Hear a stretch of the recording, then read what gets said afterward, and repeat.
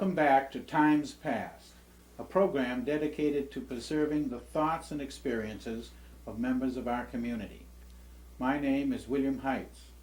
This evening, Times Past cameras are in the Wehnam home of internationally known UFO expert, Mr. Raymond Fowler. Welcome to our program, Mr. Fowler. It's my pleasure, Bill. Nice to be with you this evening. There's a number of questions I'd like to ask you about UFOs, so could we concentrate this interview on UFOs? Sure. To give us some of your background, will you give us an overview of your experiences starting with the college level? I have a BA, a liberal arts, from Gordon College. Prior to that, I served with the United States Air Force Security Service, where we did espionage work, electronic eavesdropping on our friends, the Russians. At that time, I held a top secret clearance and a crypto clearance. From the Air Force and college days, I went to GTE Sylvania and worked for them for 25 years in the Strategic Systems Division and the Communication Systems Division on a number of weapon systems, usually on contract to the United States Air Force. You have been on a number of talk shows too, haven't you? I've been on so many talk shows I've lost count, starting maybe way back in 1965. I think the most popular talk shows I've been on started around 1980-81 when I wrote several books. I went on a tour throughout the United States under the auspices of Prentice Hall and Bantam and managed to get on some of the major talk shows at that time. Up until that time, for the most part, they were just local TV and radio shows. What are the names of the books you've written? I've written 5 books. The first one was UFOs, Interplanetary Visitors. The second one was The Andreasen Affair. Then there was The Andreasen Affair Phase 2, which was a sequel. And then was Case Book of a UFO Investigator, and a novel called The Melchizedek Connection, which was sort of a fact and fancy type of book concerning UFOs. The Andreasen Affair was bought up by the motion picture industry, wasn't it? Universal Studios bought the option twice and then bought the rights to the Andreasen Affair, and they are still reviewing it on an annual basis. We hope that someday a motion picture will be made, but I'm not holding my breath. Well, they might, especially if it picks up again, more interest in right. UFOs. It almost made it. Then E.T. came along, and E.T. put it to the bottom of the pile. You're also involved in astronomy. You are an astronomer also. I'm an amateur astronomer, yes. I've been interested in astronomy since probably my early teens, maybe 11 or 12 years old. The hobby sort of got under control in 1970 when I built my own observatory and planetarium on the back property here.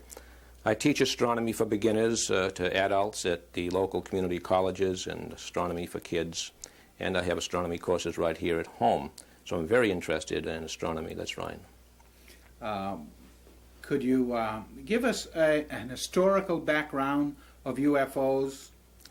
Well, as long as man has been man has seen things in the sky which he could not identify. And when you go back to ancient medieval times, we're dealing with people who are not involved in a technological culture, so they could have been seeing natural phenomena, for example, that we could readily identify, but were not identifiable to them at that particular time. And many times they gave them a religious interpretation. I would say that the first well-documented UFO wave of sightings took place in 1896, 1897. If you examine the newspapers from that day in this country and abroad, you'll see the typical flying saucer type of reports back then, except they called them airships, because there were no airplanes in those days, and we were just thinking of building lighter-than-air airships with hydrogen gas, balloons, dirigibles, and things like that. So they were coined airships. The next wave of strange objects took place in 1944-1945 period during World War II, and both the Allied and Axis services spotted what they dubbed Foo Fighters. And these were disc-shaped objects and globe-shaped objects which paced both Allied and Axis aircraft over bombing missions in Europe and in the Far East. And then the next worldwide wave took place in 1946, especially in Europe and specifically in Scandinavian countries. Britain, the United States, and France were so sure that what the people were calling ghost rockets were Russian missiles overflying European territory that they persuaded Russia to allow an on-site inspection. And we sent General Doolittle over there with other members of the armed forces, along with Britain and France, to actually go into Russia and examine their missile sites. And they came back empty-handed and realized whatever they weren't Russian. And then by 1947, UFOs, as we call them today, flying discs as we called them then, flying saucers, were being seen all over the world, and they still are. So I would say that the first modern UFO wave probably took place during World War II. Very little was said about them then, though. It wasn't until 1947 that the press in this country picked up on them. And that's when a gentleman named Kenneth Arnold, a respected mountain pilot, sighted 9 flat, shiny discs over Mount Rainier, Washington on June 24th, 1947. So that's a brief overview, a historical overview of the objects themselves and when they had been seen in the past. Didn't our government at one time have a circular experimental ship they were working on? The United States Navy had what they call the flying flapjack in the early 40s. It's now in a museum. It was very unwieldy and didn't do what they expected it to do. The Canadian government attempted to build a circular airfoil. It was being built by the Avro Company Limited. The United States Air Force worked with them, and they produced what essentially became a hovercraft, which could move maybe 3 or 4 feet above the ground. It rode on a cushion of air, but it was very, very unstable, and that also is at an air museum.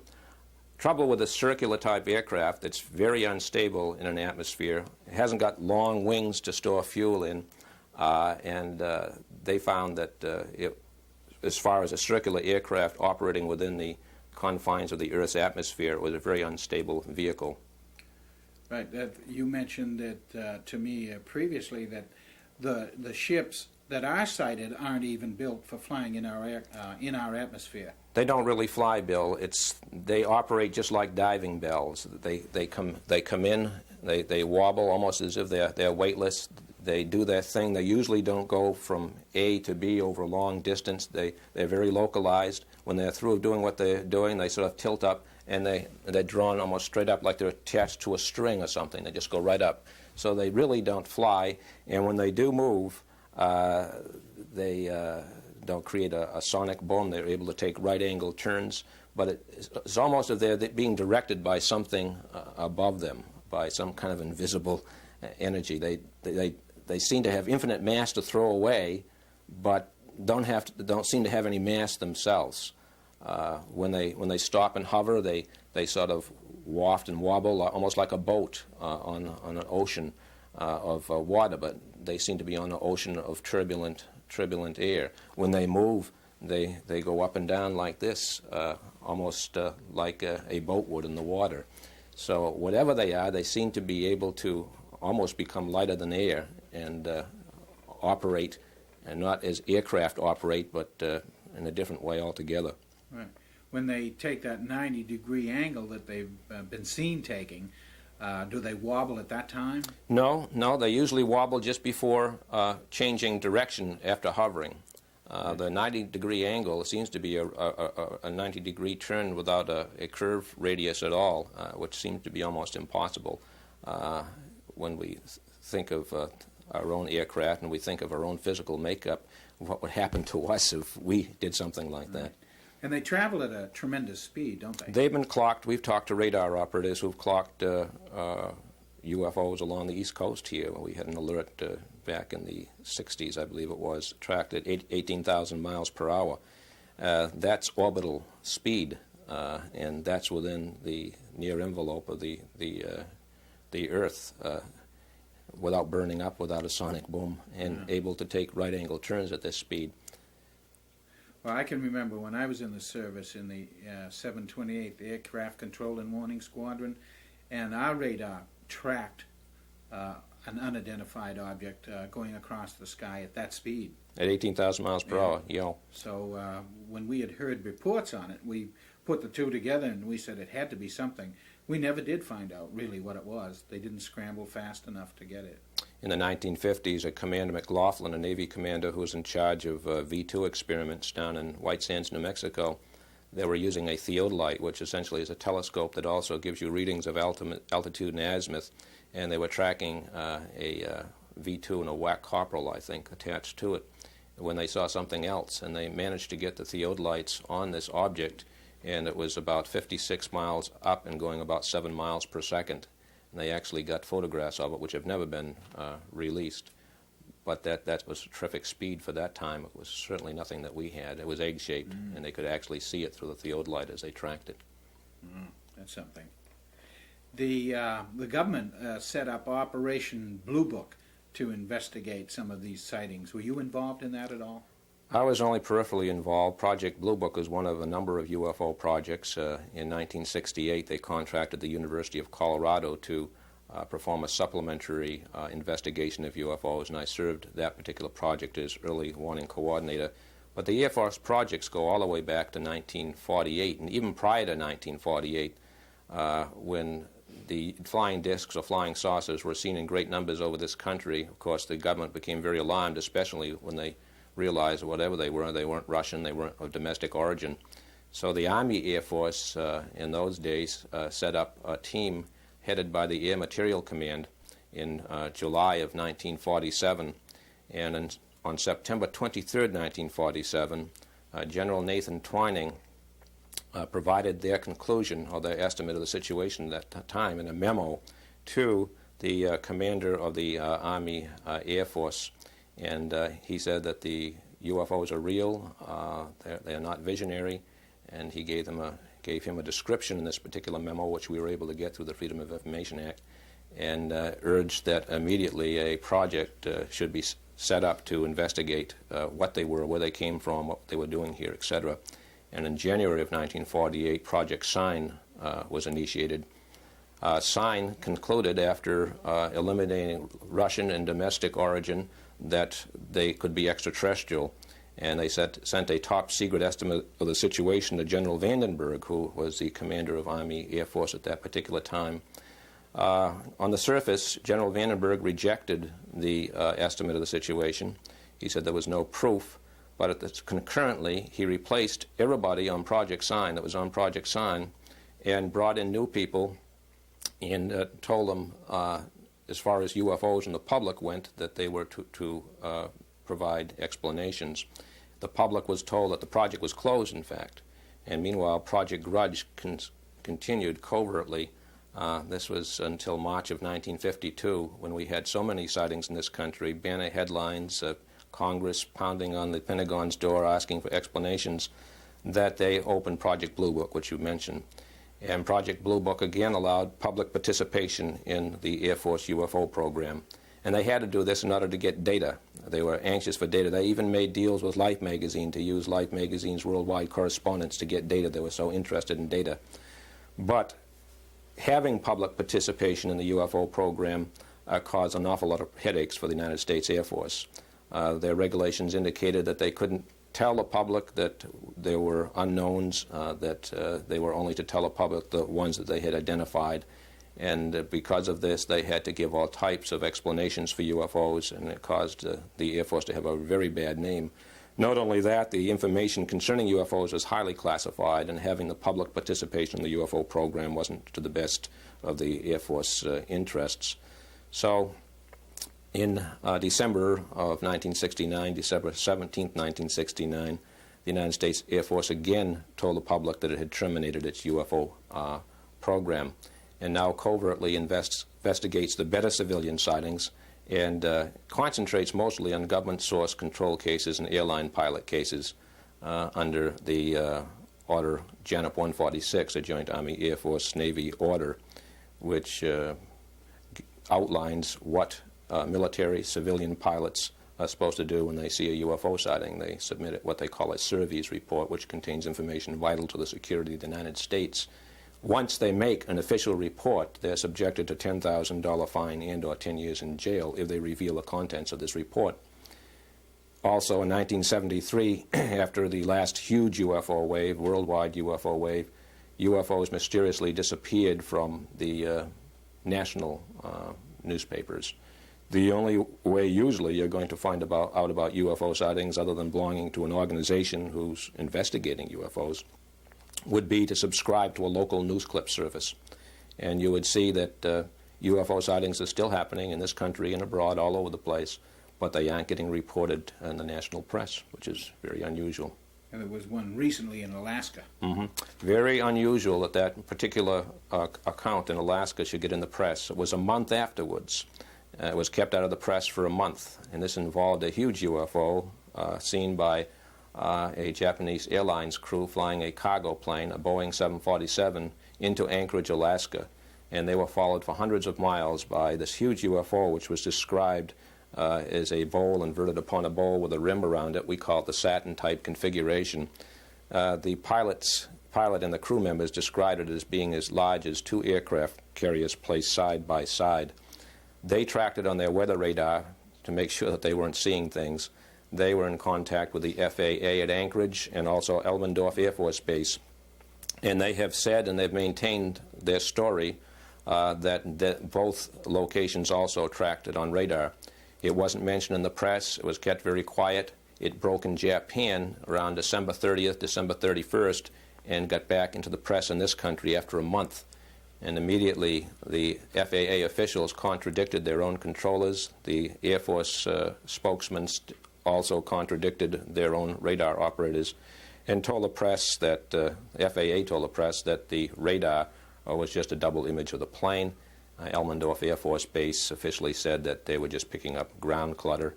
The 2 smaller objects, which was seen with the big objects, were described as being Mars and Jupiter, although they didn't look like Mars and Jupiter at all. And the last I heard was that the FAA controllers were very upset about this, and the Japanese pilot and crew members are still sticking to their story, regardless of what our government says. Well, those are probably the largest objects sighted, don't you think? I mean, that's huge, 2 aircraft carriers. We've talked to people on a Minuteman basis that have described objects described almost as big as that, hovering, coming down very, very suddenly and hovering over the bases, and then going straight up again to a point source. Whatever they are, they seem to be carriers of some kind to be that large. They are not seen that often. The typical UFO is not that big. Right.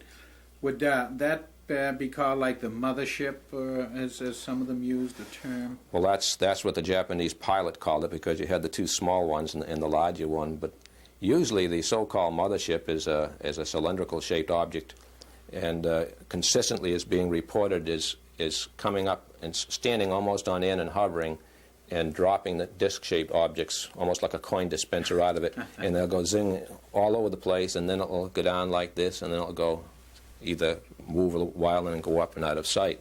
And also, when the objects are taken on board, this thing will just hover there, and they'll come in and just like this. We had one over Ipswich in the 70s, right off Cranes Beach, that was maybe 2 or 3 o'clock in the morning, that was seen doing the same thing. Maybe those cigar-shaped ships go into the other one, for all I know, but that has never been seen as far as I know. We haven't got any pictures of that, have we? No, we haven't got any pictures of that. Unfortunately, civilian UFO organizations do not have the equipment that the government would have. Dr. Jalen Hynek, the late Dr. Jalen Hynek, who was the chief scientific consultant to the Air Force, has visited me here, right in this house, several times. And he told me that the standard operating procedure for gun camera photographs, which interceptors readily were able to do on intercept missions concerning UFOs, would land, the canister would be taken, the pilots would be debriefed, told to keep quiet, and they wouldn't even see the film. I have a taped transcript of Gordon Cooper, prior to his becoming an astronaut, who was a test pilot. And he was out at Edwards Air Force Base, which was called Muroc Air Force Base in those days. He stated they had a UFO landing there, and because they had camera crews set up for an experimental aircraft, they were able to move the camera crews there and took photographs before it took off. He said the canisters were taken, they weren't allowed to see the film, and as he said it in his sort of southern-like drawl, off to Washington, never to be seen again. Right. So, and very hard to get these things, because you had mentioned previously that at another time that you needed to know what information you wanted to get into the material from the Freedom of Information. We've got thousands of pieces of paper from through the Freedom of Information Act, memos, documents of all kinds, But unless you know what you're asking for, it's very, very hard to get anything. And if it's still classified and they feel it should remain classified, you aren't going to get it either. The National Security Agency has admitted, after we brought them to court, that they have hundreds of documents relating to UFOs.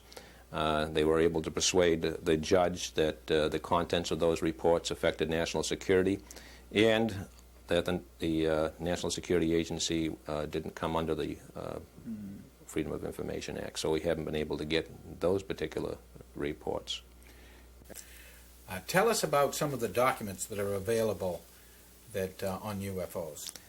Well, some of the interesting documents we've received haven't come through the Freedom of Information Act directly. What has happened is we've had sympathetic people on the inside of the military that have given us complaint reports concerning UFOs, which is a preliminary report describing the sightings, what happened, and so forth, which later gets classified.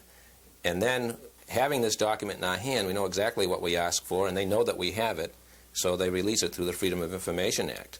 Now, two of the recent documents that we got concerned 5 UFO landings at Kirtland Air Force Base in the Manzano weapons storage area, which is a hollowed-out mountain which contains probably more atomic weapons than any other storage area we have in the United States, highly restricted area. And they describe these disc-shaped objects landing in the area. One report has one of the guards walking up to it with a loaded shotgun and watching it take off right in front of him.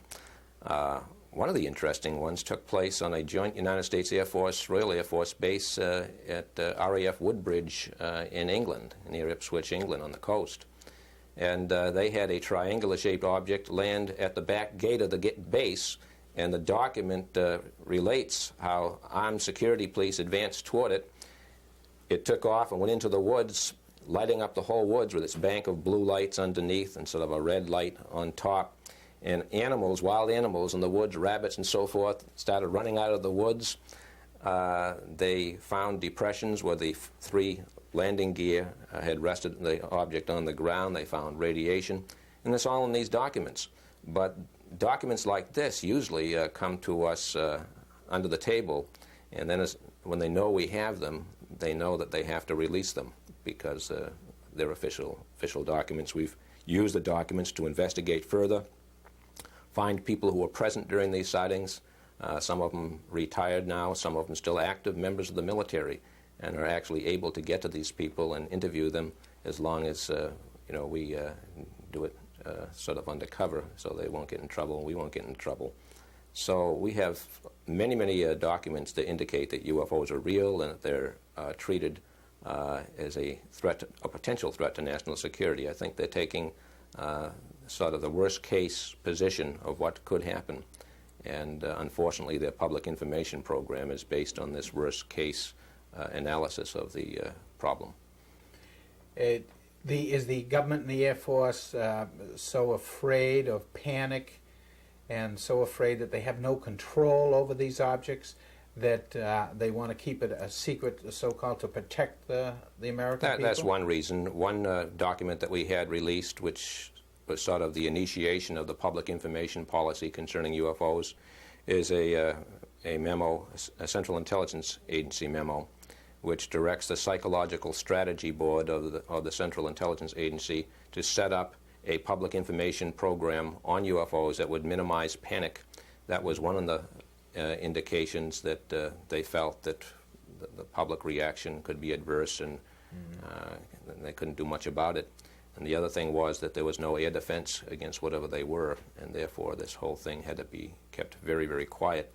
But we've had people who have been burned by UFOs, with people hurt. These are in the minority. The government doesn't want to be held responsible for something they can't control. UFOs have consistently shown interest in atomic weapon storage areas, highly restricted military installations, Minuteman sites. I talked to someone who was debriefed or given a briefing on the UFO program just prior to his release from military service.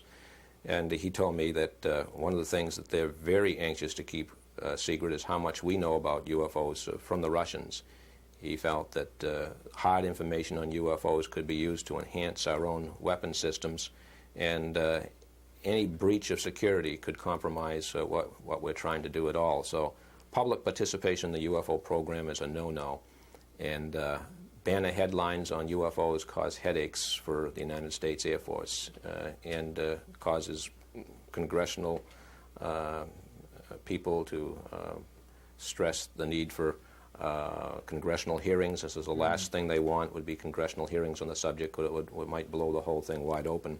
We tried to get the United Nations to bring this thing out into the open, and a number of scientists and people formerly associated with the UFO program appeared several times before the Secretary of the United Nations, Hugh Thant, and then Kurt Waldheim.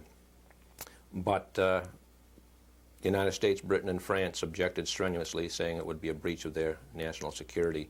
Gordon Cooper appeared and testified to some of the things that he knew and stated that if the United Nations would sponsor an open scientific study apart from the military studies being carried on by other countries, that he knew of other astronauts and other people in NASA that would be willing to testify if they could do so without penalty. But the whole thing was turned down, unfortunately. It's interesting where people that wish to open this up and to make it available to the public, like Carter, for instance, in his campaigns, said that if they could, they would reveal this information to the public, and after they learn what's really going on, they clam up. They clam up. Mr. Carter and I have a transcript of his speech where he mentioned the fact that he would release all UFO information if he were elected, only if it did not affect national security. The regulations that prohibit pilots talking about UFOs, even civilian pilots, GENUP 146 is a regulation specifically designed to treat objects which are a threat to national security, and yet the Air Force tells the public that UFOs are not a threat to national security. They're the product of hoaxes, hallucinations, and misinterpretations. Right, and they must love to get a hoax now and then, because they can say, see, look at all the hoaxes the people have been putting on us. In 1953, again, when the debunking policy was established, the National Security Council at the White House asked H.P. Robertson, a very famous scientist at that time, to conduct what has come to known as the Robertson Panel, and it was classified top secret. And we, not too long ago, got a copy of a sanitized version of that. And in it, they outline a complete debunking program. And one of the things that they stressed was using well-known personalities to get on TV and radio. Even Walt Disney, they wanted to use Walt Disney Productions to do exactly what you say, build up a case that looked like it was a real UFO, and then after everybody thought this was real, then they pull the rug out from under it. And they actually, in detail, showed how this could be done, and it should be done. And this is the policy that they've been carrying out ever since.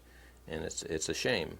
But I'm sure that they're doing it in the best interest of this country. It's just that people like myself and people who have actually been associated with the UFO program feel that the subject is much bigger than national security, and knowledge of what's going on could affect man's evolution, really, his thought, his philosophy, his religion, across all of society. There could be some major changes, but why wait, until something happens where all of a sudden something has to be told the public all at once? Why not, over the years, do it gradually? Of course, our own space program, I think, has helped a lot to acclimatize people to the possibility that extraterrestrial life is out there, because we're doing it. But what people don't realize is that when they think about extraterrestrial life, they think about beings probably just a little bit smarter than we are. But our sun is an average-sized sun. It's a very young sun, and there are so many other suns out there, millions of suns out there that are perhaps 1 billion years older than our sun. And statistically speaking, if we are to come face to face with extraterrestrial life, it probably won't be 1,000 years ahead or 1 million years ahead. It could be as much as 1 billion years ahead. And when we look at the fossil record on our own planet and go back 1 billion years, we see that we have some worm-like creature, you see. So scientists say that if we are confronted with something like this, that we might be confronting something that's 1 billion years ahead of us. And I guess we have to hope that they don't have the same regard for human life as we do for the worm that I put on the hook and and catch trout down a pleasant pond. Yeah. Well, they haven't bothered us much so far in hurting people. Not overtly hurting people on purpose, but pilots have disappeared chasing UFOs. One of the things that we got through the Freedom of Information Act was an Australian pilot's last words, complete transcript, after a lot of pressure was put on the government by the parents of the pilot and UFO researchers. And he describes this cigar-shaped object following him, and he tries to get away from it. And his last words was orbiting above me, and then there was silence and a scraping sound. And they haven't found the pilot, they haven't found the plane, and a vast, extensive air, sea, ground search was made immediately after, because he was in radio contact with Melbourne. But that's just one example. And you wonder what's going on. People have received very bad burns when being approached by a UFO, symptoms of radiation sickness, hair falling out, fingernails blackening, sores appearing, diarrhea, nausea, and one case we know of down there, Dayton, Texas, December of '80, a person has developed cancer. And they were so upset that they sued the United States government, and then when they were rejected, they appealed to a higher court, and they were still rejected. And we have all the records concerning the investigation by the Army, because the Army was chosen to investigate the case because Army helicopters, or helicopters used by the Army, were seen circling this object and pursuing it as it went off. And the Army officer verified the injuries to these people, and he verified that the helicopters had been seen in the area, but he also stated that no agency of this government would admit that the helicopters were theirs, that the object was theirs, and therefore the injuries sustained by the people had nothing to do with the case per se. Therefore the government wasn't responsible, because it wasn't the government's aircraft, or whatever you want to call it. Hard to prove. You know, it is, except they're the people with the burns and the radiation sickness, and the hospital records, and the investigation by the Army indicating that, yeah, this did happen, but it isn't the government's responsibility. And yet we interviewed a Navy pilot that was approached for quite a long time by UFOs, and both he and his wife were sworn to secrecy, told that he may have symptoms of radiation sickness.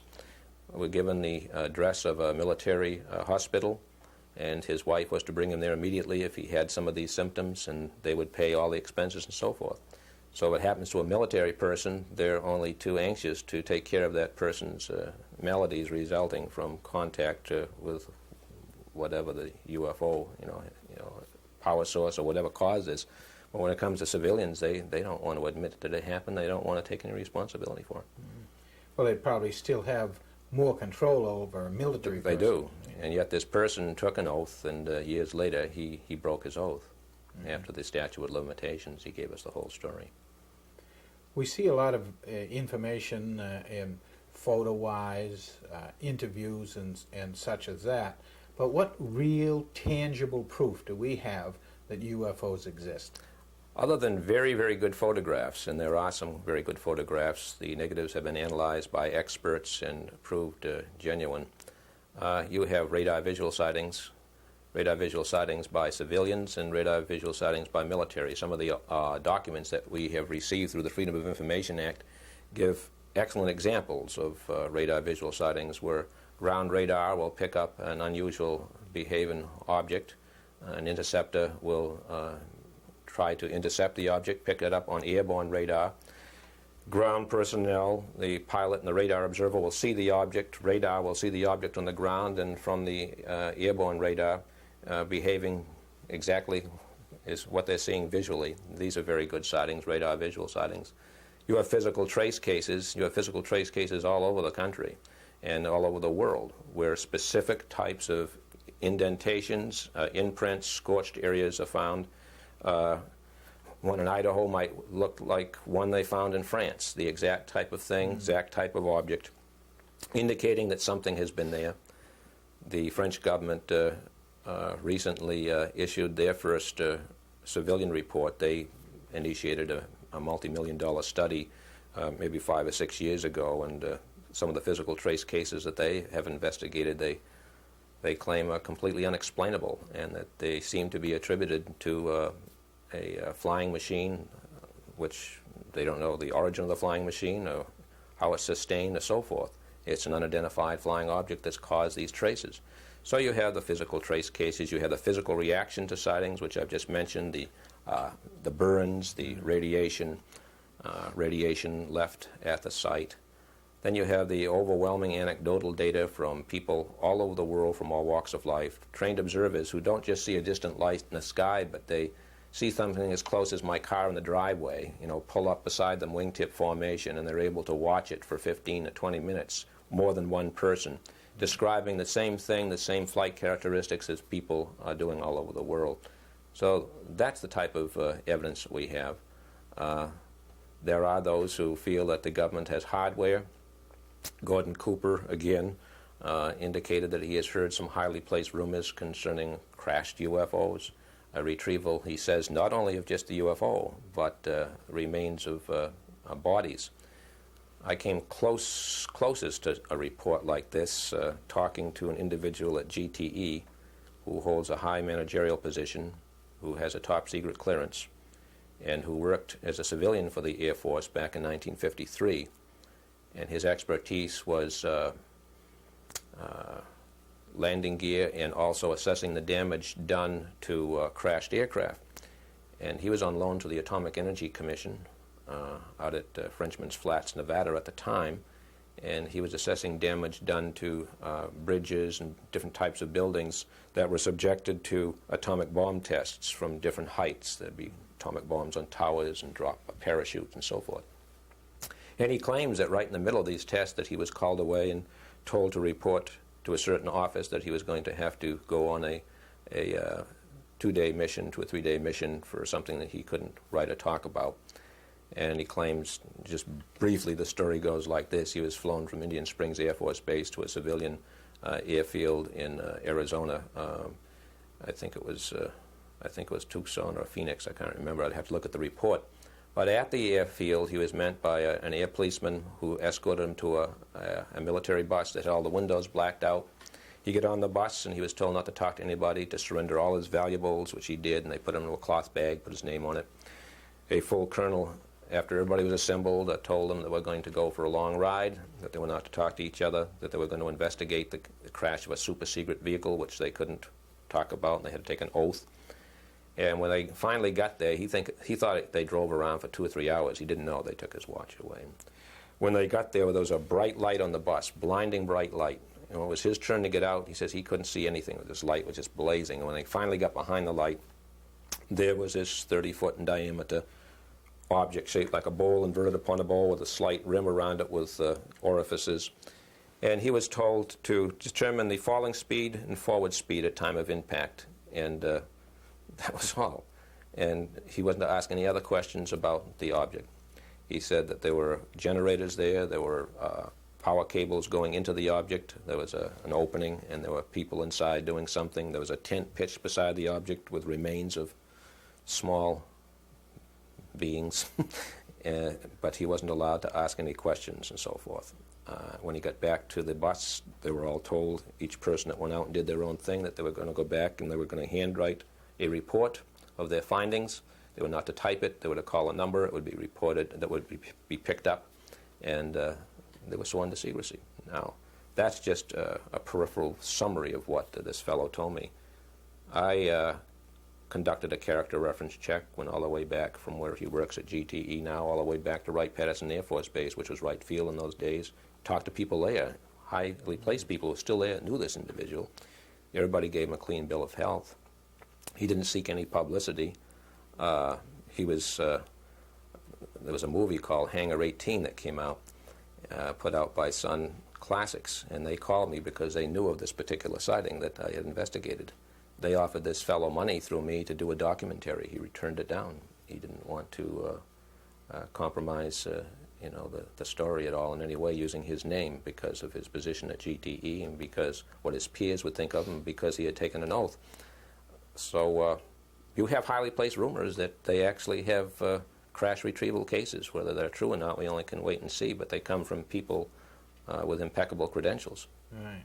Well, these remains that they had of the vehicle and of some kind of person or whatever it was, then I would believe that the government would put them somewhere rather than dispose of them. Oh, they wouldn't dispose of them. From what we gather, talking to quite a few people over the years, they are being kept at certain places, and that autopsies have been performed and so forth and so on. But all of these things are highly placed rumors, and it's not as objective as sighting a UFO sitting on quadruped or tripod legs, watching it take off, a lot of witnesses, and then going and finding indentations, radiation, and burned areas. I mean, that's something tangible that you can take a picture of. There was one sighting down in Socorro, New Mexico. We found out from Dr. William Powers, who was an Air Force astronomer who helped investigate that case. He said that they use a penetrometer on each one of those pad marks, and there was a ton sitting on each one of those. He said the center of gravity within the quadruped landing gear was right over burn number 1. It was seen or heard by about 13 different people. One policeman actually got within 15 feet of it before it started to make noises, and sort of a blue plasma-like flame came out of the bottom, and he had to retreat about 50 feet and dove to the ground. But he watched it slowly take off. He watched the blue plasma just go up like that out of sight until it was just sitting there. Then it was a high-pitched whine, a low-pitched whine, and it just sat there, no noise at all. And then it started moving away like this. And he went to try to radio for help, and his radio wouldn't work until the object was out of sight. But within minutes, state police were there, and there were the indentations, there was the scorched areas, greasewood was still burning, Coke bottle or some type of bottle calcined, melted. That's the type of evidence that we have. Mr. Fowler, have you ever seen a UFO? A lot of people ask me that question. I've never seen anything up close that I am aware of. I saw a UFO, though, a flying disc, so-called, back in July 1947 from Danvers. I was working on a farm there, broad daylight. And, of course, I didn't know anything about the typical characteristics of UFOs, but this thing was going to the sky, and it was a falling leaf motion. It was sort of descending with a falling leaf motion. I thought it was a parachute. I looked for the shroud lines, no person hanging there. And about 2 days later, the newspapers reported that UFOs had been seen in Beverly and Wehnam, which, of course, border Danvers. So I've always wondered if people were seeing the same thing that I did. And I've seen several other objects that I couldn't identify, which I would call UFOs. Are you still doing research in that area and keeping your records up to date? Yes, except I've moved to a different position. For years, I held a state director's position, first for the National Investigations Committee on Aerial Phenomena, and more recently the Mutual UFO Network, an international group that supports Dr. Hynek's Center for UFO Studies by supplying investigating capability and documenting reports. I've been now elevated to Director of Investigations on the Board of Directors for the Mutual UFO Network, and this involves coordination of investigations in different states, sort of overseeing the state director in this particular state, and keeping up to date a field investigator's manual, which is used by not only the Mutual UFO Network, but is used by a number of UFO organizations all over the world. And this is a training manual that trains UFO investigators in different types of forms used, procedures, different types of objects that can be misinterpreted as UFOs. So it's sort of the UFO investigator's Bible, if you will. So yes, I'm involved. I also recently have put together several courses on UFOs for children and for adults, which I'm teaching at the local community colleges, and I might make the same information available so other people in other states can teach the same type of courses. Right. Tell us about the Andreessen affair. The Andreessen affair is a close encounter of the third kind type G. Now, a close encounter of the first kind is merely seeing an object within 500 feet or less. Close encounter of the second kind is the same type, but with physical traces left behind, or some physical reaction from the object. Close encounter of the third kind involves seeing occupants in association with a UFO. Now, there are 7 types. The Andreessen affair is a type G, and this involves the witnesses allegedly interfacing with the occupants from a UFO. The Andreessen affair concerns an alleged abduction of a woman back on January 25th, 1967, from her home at South Ashburnham, Massachusetts. Basically, and there is so much detail I'll have to leave out, but just a brief overview of the case goes like this. Betty Andreessen was in her kitchen. Her mother and father and 7 children were out in the living room watching TV. The lights began to blink on and off, and a very, very bright red pulsating light shone through the pantry window, and then the lights went out. The father and the children behind him ran into the kitchen, all excited, and she shooed him back into the living room. The father went out and looked out the pantry window to see where the light was coming from, and he saw a number of very strange-looking creatures, about 3.5 foot tall, with big heads, very similar to this sculpted head, shaped like an inverted pear, with huge wraparound eyes, slit for a mouth, very little nose at all, just 2 holes, and a hole here and a hole here for the ears. This is the typical humanoid that's seen in these particular cases. He saw them not walking toward the house, but in the air, moving in a motion sort of like this. He described them as almost hopping like grasshoppers, and then he couldn't remember anything else. They came right through the door of the kitchen. I mean, they didn't open the door, but they came right through the door. And they were in line, and they would disappear and appear, disappear and disappear. It was almost as if they could rearrange the molecules of their body somehow to get through the door. The family was put into a state of what we might call suspended animation. Whatever they were doing, they just froze. And they persuaded Betty to follow them. One of them left behind to watch the family. She was lifted off the ground, slid into the slot of this line of individuals, and out through the door they went. And she was given a very interesting physical examination. I guess that's the only thing you can call it for want of a better description. And during this physical examination, they took a long, pliable needle and put it up her left nostril and pulled out a little BB-shaped object which was covered with like wire-like whiskers on it. We wondered where that came from, and we tried to find out during our investigation, which used hypnosis, to find out. But under hypnosis, when we tried to find out where that came from, she would get so upset that the hypnotist was afraid to go further. Later on, using another hypnotist, during a follow-on investigation, she relived an experience when she was 13 years old and was also allegedly abducted, and they actually had placed this within her by removing her eye. It was a terrible thing to listen to under hypnosis. So that's basically what the Andreessen affair is. It's typical of a number of cases which we call close encounters of the third kind type G. And what usually happens is you have a person in an automobile, or maybe 2 or 3 persons in an automobile, going to a certain destination. They see something like a plane crashing in front of them. Their car comes to a stop, and then all of a sudden the object is gone, and they continue to the destination and find that 2 or 3 hours have passed. Then they'll start having dreams about what happened in between. They'll have flashbacks while they're doing dishes. If they get to the right people under hypnosis, they'll relive a typical abduction experience and physical examination, and being told that they will not be able to remember the incident. There are several hundred of these now that we've investigated fairly thoroughly, and by some, usually investigated by people who have very good credentials, psychiatrists, psychologists.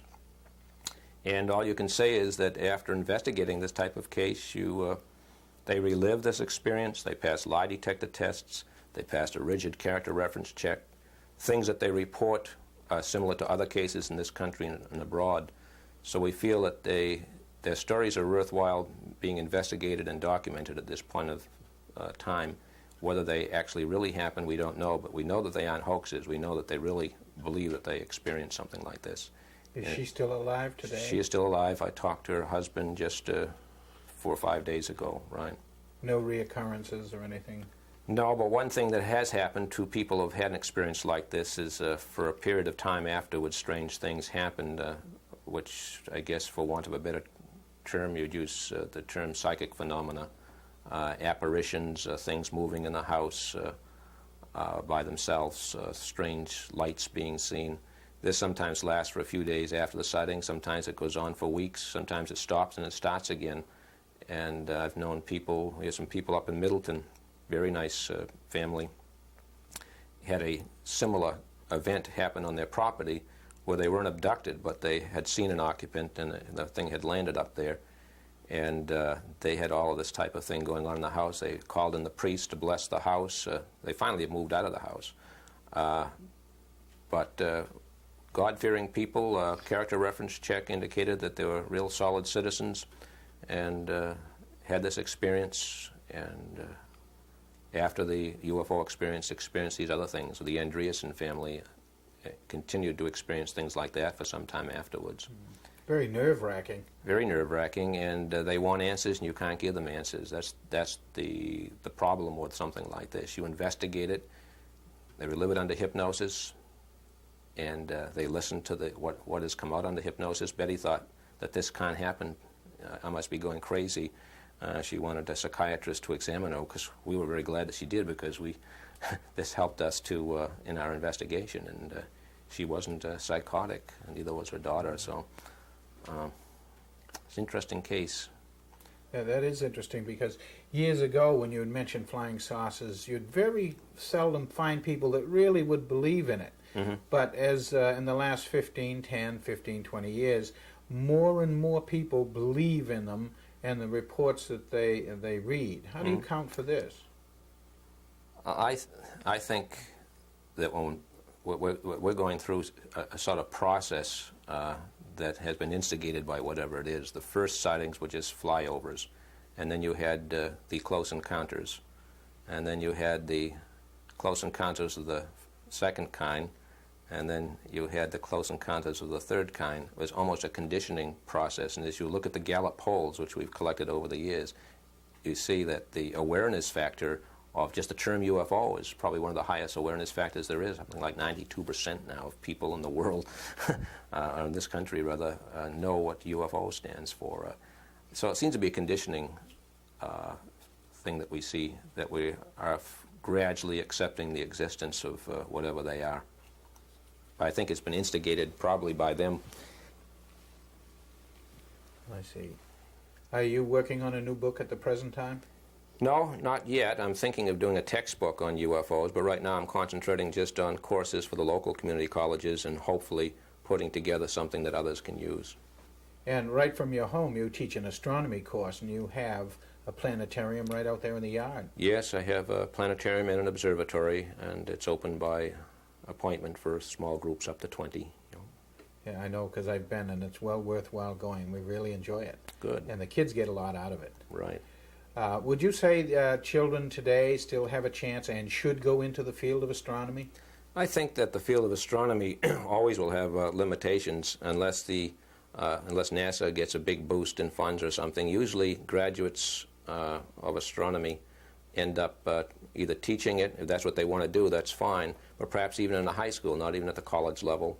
Planetariums hire astronomers, but usually a professional astronomer, this is sort of a lower position for someone like that. You don't need someone with a degree, a PhD in astronomy. Probably the field is quite limited to people who want to do research at this particular time. But I would say that if people who are really interested and this is what they want to do and that's their motivation and they give it all they got, that they should try, right? This really is a fascinating subject, astronomy and UFOs, and it's been awfully nice of you to have us into your home to talk about these. And would you say that the more information people get, they shouldn't become afraid? They should really speak to someone who's knowledgeable in the area and seek some advice and not feel as though there's something wrong with them? Yeah, I think people who have experienced something that they can't explain and are afraid to talk about should talk it out with someone. And we keep names confidential if so desired. As far as the government keeping information from the people, there are probably a lot of things that they feel that if the common public knew, that it would cause a lot of problems. But as far as a person having a UFO sighting and wanting to share it with someone, it's better to do that and then end up with some psychotic traits because they're keeping this inside, yes. Right. Well, thank you for having Times Past visit you in your home, and it's a pleasure to hearing all this information. Well, thank you very much, Bill. Thanks again. Oh.